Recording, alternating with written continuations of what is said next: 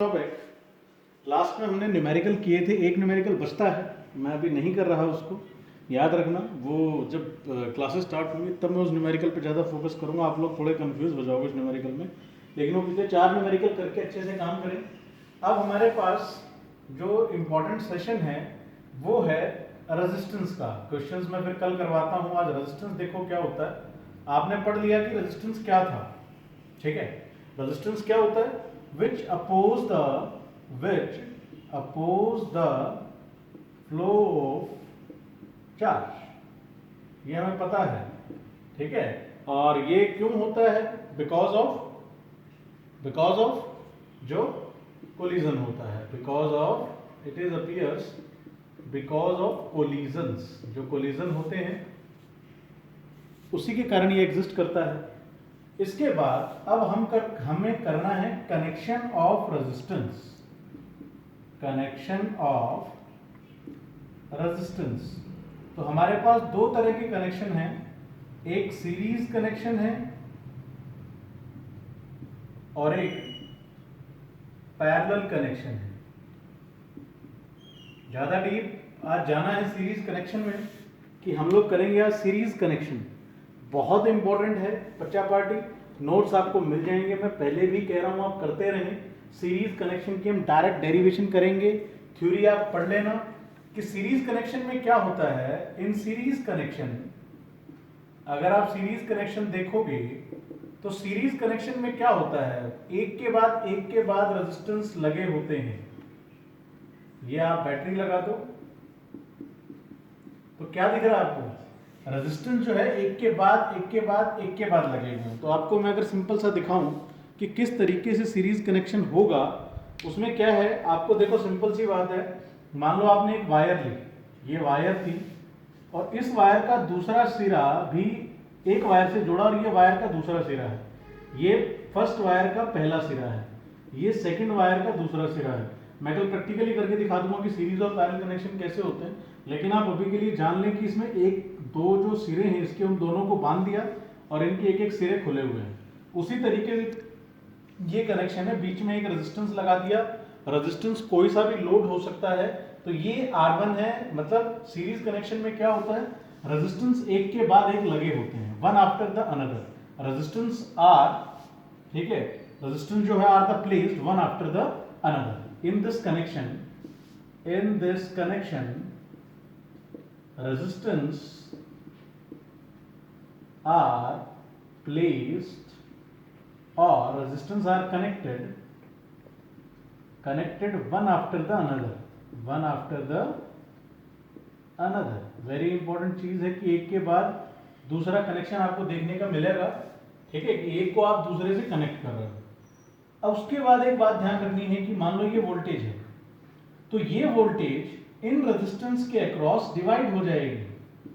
ये V1 बन जाएगा, ये V2 बन जाएगा और ये V3 बन जाएगा। मैं बार बार कह रहा हूं, बैटरी जब आप देखोगे तो आपको समझ में आएगा कि ये मैक्सिमम पोटेंशियल पर है, ये मिनिमम पोटेंशियल पर है, और ये पूरे का पूरा पोटेंशियल, मैक्सिमम पोटेंशियल यहां पर ड्रॉप हो गया और मिनिमम पोटेंशियल यहां पर ड्रॉप हो गया। उस मैक्सिमम में से फिर भैया कुछ यहां पर ड्रॉप किया, कुछ यहां पर ड्रॉप किया, कुछ यहां पर ड्रॉप किया। कहने का मतलब अगर ये 220 वोल्ट का था तो मान लो 100 वोल्ट यहां पर हो गया, 100 वोल्ट यहां पर हो गया, 10 वोल्ट या 20 वोल्ट यहां पर हो गया। मतलब सीरीज में वोल्टेज इज डिवाइडेड। जो मेन बात आपको याद रखनी है, in series voltage is divided, कि वोल्टेज जो है वो डिवाइड करती है। उसके बाद सीरीज में जो करंट है, मान लो आपको पता ही है भैया, करंट का एक रास्ता पूरा कंप्लीट कर गया। पॉजिटिव से करंट चलने के बाद करंट नेगेटिव पर आएगा तो करंट ने अपना रास्ता पूरा कर लिया। तो ये करंट क्या हो गया, इस सीरीज कनेक्शन में ही जो करंट है remains the same, I remains the same, ठीक है। I पूरे ही सर्किट में क्या रहने वाला है, सेम रहने वाला है। ये मोस्ट इंपॉर्टेंट बात है, ठीक है। और सीरीज में कैसे आप देखोगे, मैं आपको एक हिंदी में समझा दूं। जब करंट के लिए एक रास्ता हो, हिंदी में लिख दूं मैं इस चीज को, जब करंट को बहने के लिए करंट को बहने के लिए एक ही रास्ता मिले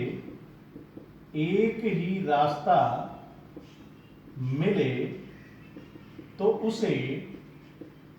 उसे सीरीज कनेक्शन बोला जाता है। ये बात याद रखो, when there is only one path. अब आप देख लो, यहां से करंट चला, करंट चलने के बाद यहां से जाता हुआ वापस नेगेटिव टर्मिनल पर आ गया।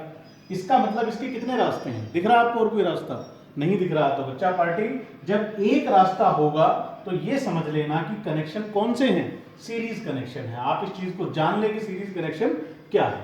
अब इस सीरीज कनेक्शन में आपको निकालना है आर। कितना आएगा आर? ये तीनों बातें आप याद रखें, ये तीनों ही बातें थ्योरी है, पेपर में नहीं पूछी जाती, लेकिन आपको फिर भी लर्न कर लेनी है। अब उसके बाद आपको पता है वोल्टेज डिवाइड कर गई, तो V जो थी, V इक्विवेलेंट जो थी पूरी, वो किसके बराबर थी? V1 plus V2 plus V3। ये तीनों में डिवाइड कर गई, तीनों ने मिलके एक V बना दिया। अब V का क्या फॉर्मूला होता है? IR, हमें मालूम है। IR इक्विवेलेंट लेके चलते हैं क्योंकि हमें R की वैल्यू निकालनी है। V1 ये R1 है, ये R2 है, ये R3 है। V1 कितना होगा? I तो सेम रहेगा R1, प्लस V2 कितना होगा? I सेम रहेगा R2। V3 कितना है? I सेम रहेगा R3। IR equivalent equal to I common ले लो, क्या बचा? R1 plus R2 plus R3। I से I कैंसल आउट करो, R इक्विवेलेंट कितना हो गया? R1 plus R2 plus R3। तो मोस्ट इंपॉर्टेंट कि जब भी सीरीज में रेजिस्टेंस लगे होंगे तो आपका टोटल R कितना आएगा? सबका सम। तो एक न्यूमेरिकल देखो छोटा सा, मान लो मैंने ये लगा दिया 2, ये लगा दिया 3, ये लगा दिया 4 और ये लगा दी बैटरी 2 4 6। तो टोटल रेजिस्टेंस कितना होगा? R इक्विवेलेंट सीधा आपको पता चल गया, प्लस कर दो, 6 और 4 10 और 2 12 ओम, 12 ओम। तो आप लोगों को आए हो बड़ी आसानी से समझ में आ गया होगा कि V equivalent is equal to 3V में डिवाइड कर गया। V का फॉर्मूला क्या होता है? I इंटू R, हमें पता है Ohm's law. IR equivalent, IR1 IR2 IR3, I common आता है, R1 plus R2 plus R3 रहता है, I से I कैंसिल कर आउट कर दो, तो R इक्विवेलेंट कितना हो गया? R1 plus R2 plus R3। तो this is the important formula.